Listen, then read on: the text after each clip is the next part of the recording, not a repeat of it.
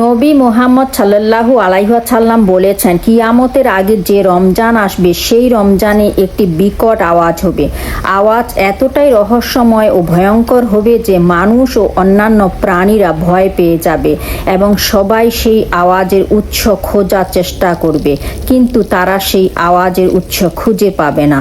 সেই রমজানের পর থেকে মানুষ তাদের ঘরের মধ্যে 1 বছরের খাবার জমা করা শুরু করবে, কারণ সেই আওয়াজের পর জমিনে ফসল হবে না এবং মানুষ অনাহারে থাকবে। ব্যাপক দুর্ভিক্ষ দেখা দেবে। তাই আমাদের উচিত সেই দিনের জন্য নিজেদের প্রস্তুত থাকা, সেই দিনের জন্য বেশি বেশি নেক আমল করা এবং আমাদেরকে প্রতিদিন আরো ভালো মুসলমান হওয়ার চেষ্টা করা উচিত।